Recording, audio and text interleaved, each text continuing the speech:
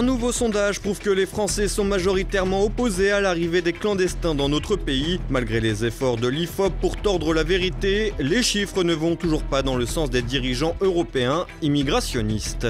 La Grèce sort officiellement de sa mise sous tutelle. 10 ans après le début de sa crise économique, le pays souffle un peu mais le niveau de chômage demeure très élevé et l'avenir politique reste incertain.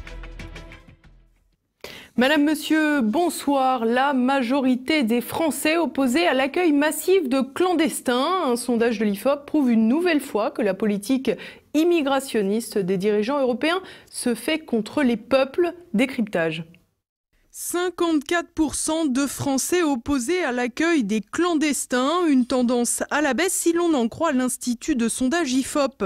En effet, en juin dernier, les réfractaires étaient 58% et 61% il y a un an. Il faut dire que les médias et les associations immigrationnistes telles que SOS Méditerranée, propriétaire du navire Aquarius, travaillent les mentalités au quotidien.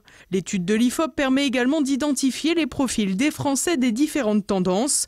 D'un point de vue politique, on observe sans surprise que les proches du Rassemblement national sont les moins favorables à l'arrivée de clandestins avec seulement 8%. Les proches de Debout la France ne sont pas loin avec seulement 10% d'opinion positive.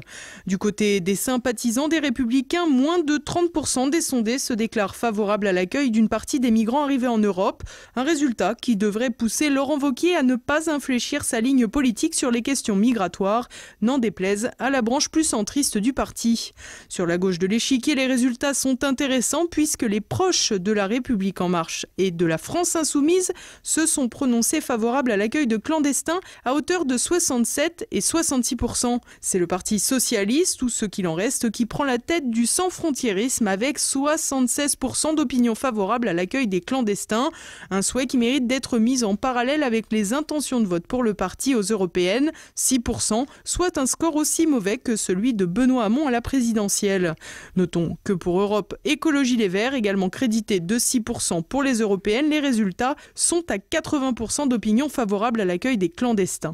Les résultats de l'IFOP offrent également une lecture socio-professionnelle, une lecture imparable. Quand 60% des catégories supérieures se disent ouvertes à l'accueil, il n'y a que 36% d'opinion favorable dans les catégories populaires. Salaud de pauvres, pourrait-on dire, à moins que les Français les plus faibles soient également ceux qui souffrent en priorité de l'immigration.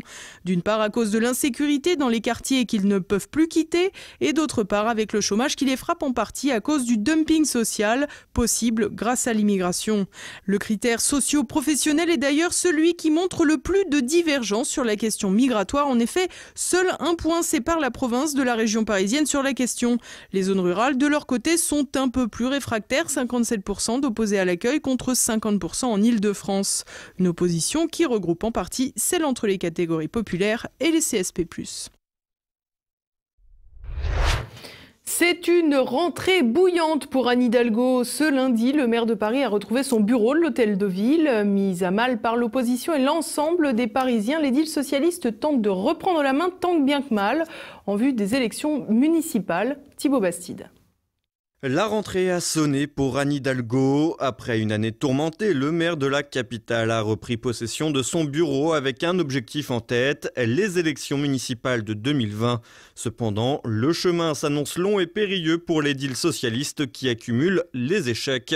Camp de clandestins, piétonisation des voies sur berge et fin brutale d'Autolib. Les désaveux sont nombreux pour celle qui espère conserver son trône parisien. Et les vacances n'ont rien arrangé à ses affaires puisque de nouvelles polémiques sont nées. En effet, après avoir affiché un large sourire lors de l'ouverture des Gay Games, dérivé des Jeux Olympiques destinés à la promotion des homosexuels, bisexuels et transgenres, Anne Hidalgo a été attaquée de toutes parts à propos de sa nouvelle expérimentation, les uritrottoirs. Des pissotières installées sur les trottoirs couplées avec une jardinière qui se veulent écologiques et sans odeur font grincer des dents certains riverains. Manque d'esthétisme, atteinte à la pudeur, proximité avec les écoles, la trouvaille a été qualifiée de nouvelle connerie parisienne par l'ancienne présidente du MEDEF, Laurence Parisot. Si la majorité municipale tente de trouver une parade en rappelant le côté expérimental de l'initiative, l'édile se retrouve de plus en plus isolée face à ses détracteurs. Et ce n'est pas Marcel Campion qui apportera un brin de réconfort confort à celle qui est désormais détestée par une majorité de Parisiens. En effet, le roi des forains et ennemi numéro 1 d'Anne Hidalgo a peut-être porté un coup fatal. Le 7 août dernier, il a annoncé avoir obtenu l'autorisation d'installer son marché de Noël dans le jardin des Tuileries.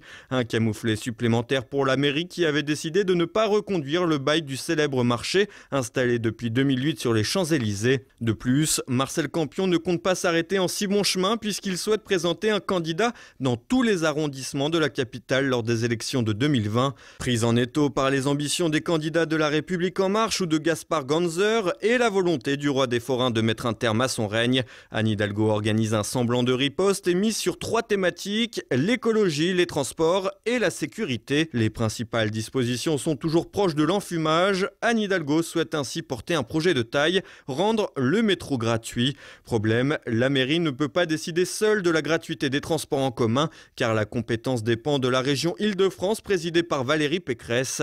Sur le volet sécuritaire, Anne Hidalgo réfléchit à mettre en place une police municipale, mais pas avant 2019.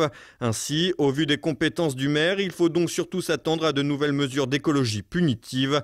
D'ailleurs, Anne Hidalgo mise sur son livre sur l'écologie dont la sortie est programmée le jour de la journée sans voiture le 16 septembre. Un énième casse-tête pour les Parisiens. 10 ans après le début de sa crise, la Grèce sort peu à peu du marasme. Officiellement, le pays sort de son 3e et probablement dernier plan de renflouement financier. Le chômage baisse également, mais la nation hellène est loin d'en avoir fini avec ses vieux démons. Olivier Frère-Jacques. Lundi 20 août, la Grèce sort officiellement de ce qui doit être son 3e et dernier plan de renflouement financier. Traduction, après une décennie d'instabilité et d'austérité, le pays a gagné le droit de pouvoir se financer à nouveau sur les marchés. Pas vraiment de quoi faire rêver le million de chômeurs de ce petit État européen de 10 millions d'habitants. Depuis 2010, en contrepartie d'une politique d'austérité drastique, le pays a reçu un total d'aide de 260 milliards d'euros, une mise au vert à la mode Union européenne qui a permis au pays de sortir de la tutelle de Bruxelles après des États comme l'Irlande en 2013, l'Espagne et le Portugal en 2014 ou encore Chypre en 2016. De nombreux États en crise également, mais dans des proportions incomparables avec la Grèce et sa dette publique faramineuse. Aujourd'hui, les indicateurs sont plutôt encourageants, des indicateurs qui ne doivent pas tromper puisqu'il s'agit d'indicateurs créés par les institutions qui ont contraint le pays à une cure d'austérité. Plus sous tutelle, Athènes n'en demeurera pas moins sous haute surveillance des institutions européennes. Le chef de gouvernement Alexis Tsipras appelle donc à la prudence, un chef de gouvernement dont l'attitude de soumission à Bruxelles est en totale contradiction avec son appartenance à la gauche anticapitaliste. Pour faire simple, ce qu'a fait Tsipras en Grèce reviendrait à ce que Mélenchon arrive au pouvoir en France et engage le pays dans une cure d'austérité sans précédent. Aujourd'hui, le taux de chômage en Grèce est de plus de 20% de la population active avec 1 200 000 emplois, un chiffre énorme pour une population totale de seulement 10 millions d'habitants. Le chômage des jeunes est lui à plus de 43%, des chiffres qui rappellent que si les exigences européennes en matière d'austérité ont été atteintes, la population, elle, n'en finit pas de trinquer. Des chiffres qui devraient aussi peser politiquement. Ainsi, le chef du gouvernement s'est coupé de sa base électorale et sa formation d'extrême gauche Syriza est distancée de 14 points dans les sondages pour les élections de 2019 par le parti conservateur Nouvelle Démocratie. La formation nationaliste sociale Aube Dorée tentera aussi de tirer son épingle du jeu, profitant de l'incapacité de la gauche à répondre aux problématiques sociales et d'immigration. Une chose est sûre, les nouvelles rassurantes de Bruxelles sont loin d'annoncer la fin des problèmes grecs. La corruption massive qui gangrène le pays, les défauts de gestion publique depuis des décennies, l'incapacité de tirer profit d'autres secteurs que de celui du tourisme et à présent la problématique migratoire laissent envisager le pire pour la suite. Et à présent, c'est le moment de passer à l'actualité en bref avec Thibaut Bastide. Ça flambe à Fresnes. La semaine dernière, 3 véhicules garés sur le parking de la prison de Fresnes dans le Val-de-Marne ont été brûlés. C'est le 4e incendie de ce type en un peu plus de 2 mois. En tout, 12 voitures ont été sinistrées. À chaque fois, les individus s'introduisent à l'intérieur d'une zone normalement sécurisée en pleine nuit. Et à chaque fois que les faits sont suivis d'interpellations, les suspects sont finalement relâchés, faute de preuves. Et le feu également à Aubervilliers en Seine-Saint-Denis. Dimanche soir, un bâtiment où une famille résidait vraisemblablement au 2e étage a brûlé. En tout, 22 blessés sont à déplorer, dont une grande partie parmi les policiers arrivés en premier sur les lieux. 5 enfants sont également dans un état grave. Le maire communiste de la ville, Meriem Derkaoui, a affirmé que le local ne faisait l'objet que d'un bail commercial et n'était donc pas autorisé à servir de logement. L'édile a ajouté qu'il fallait en finir avec les marchands de sommeil, un fléau qui frappe particulièrement Aubervilliers. Un autre incendie avait déjà eu lieu fin juillet. Une mère enceinte et ses 3 enfants avaient perdu la vie et 9 personnes avaient été blessées. Le scorbut revient alors que cette maladie semblait avoir été éradiquée depuis plusieurs siècles. Elle fait son grand retour dans les pays industrialisés. Autrefois surnommée la maladie du marin puisqu'ils étaient ses principales victimes, elle se développe chez les individus souffrant d'une carence en vitamine C. Ni virale ni bactérienne, la maladie ne peut pas être éradiquée en tant que telle puisque c'est la privation de produits frais qui peut l'engendrer. Les saignements de gencives, le pourrissement des dents et une fatigue extrême sont les premiers symptômes d'une maladie qui peut être mortelle. Elle est observée ces dernières années chez des populations citadines et pauvres dont l'alimentation est composée de produits préparés, surgelés ou de fast-food. Une alimentation dénuée de fraîcheur et donc de vitamines. Encore un mauvais coup pour Balance ton porc. Une des principales figures féminines du combat contre le producteur Harvey Weinstein, accusé de harcèlement sexuel, l'actrice italienne Asia Argento aurait payé un homme qui l'accusait d'agression sexuelle. En effet, un montant de 380 000 $ aurait été versé à Jimmy Bennett, un acteur et musicien qui aurait eu un rapport sexuel forcé alors que celui-ci n'avait que 17 ans. Au moment des faits, l'actrice en avait 37. Rappelons qu'en Californie, l'âge légal de consentement sexuel est fixé à 18 ans. Décidément, on voit la paille dans l'œil de son voisin, mais pas toujours la poutre dans le sien.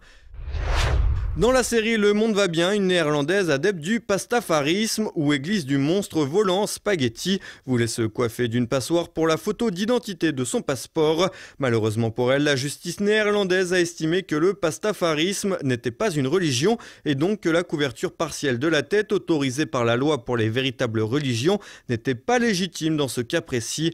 L'adepte pourra toujours déménager en Nouvelle-Zélande qui reconnaît le pastafarisme comme une branche du créationnisme et a même déjà célébré un mariage.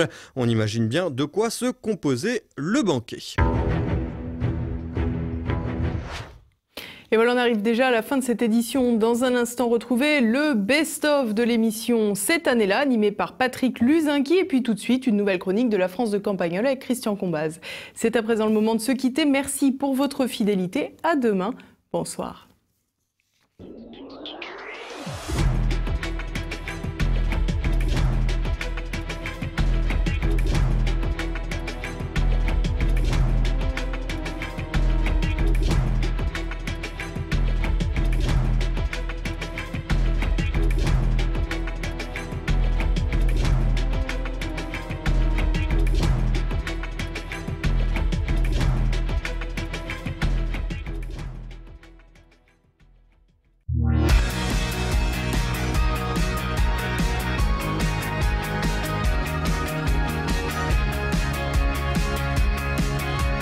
Mon propos commence par une observation toute simple que je vous formule rapidement.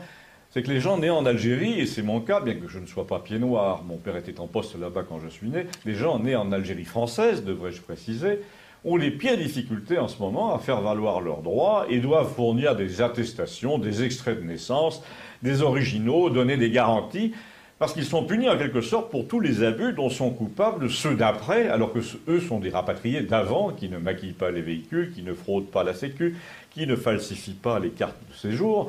Mais ce n'est pas le principal de mon sujet. Mais je voulais vous le dire parce que les témoignages de gens qui m'écrivent que leur femme doit prouver sa filiation française alors qu'elle s'appelle Martine Clémenceau ou Josette Chamalière et que son arrière-grand-père a quitté le Berry pour la région d'Oran en 1880, ces témoignages sont extrêmement nombreux.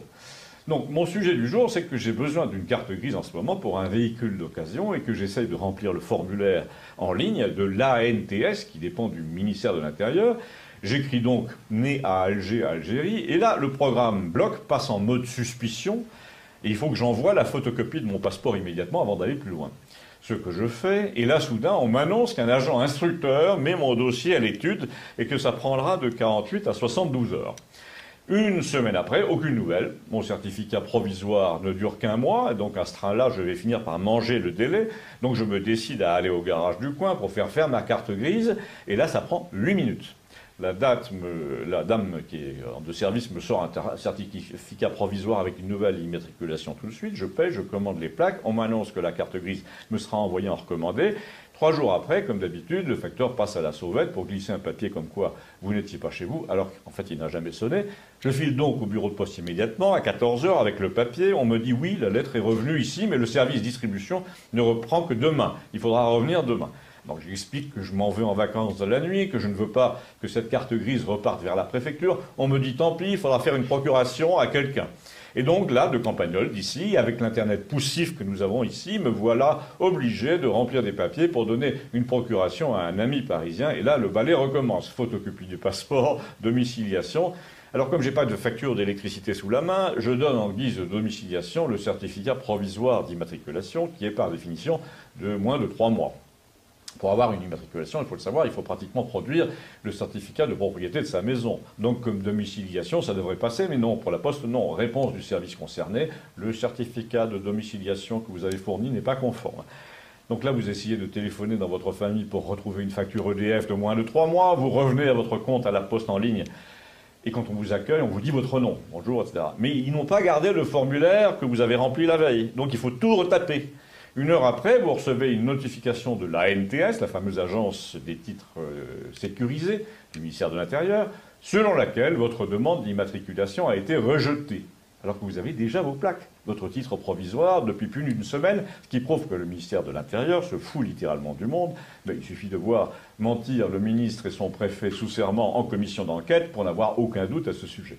Donc à la fin, on vous dit que le bureau de poste local peut quand même délivrer une procuration sur pièce d'identité, vous y allez, vous remplissez l'imprimé, et bien il n'y a aucune mention d'une preuve de domiciliation au bureau de poste. Donc, alors pourquoi on vous emmerde sur Internet à vous demander une quittance EDF? Je vous le demande. Eh bien, si vous aussi, vous le demandez, et si vous êtes convaincu qu'un peu de ménage ne ferait pas de mal, abonnez-vous. Merci, ça s'appelle Campagnol TVL.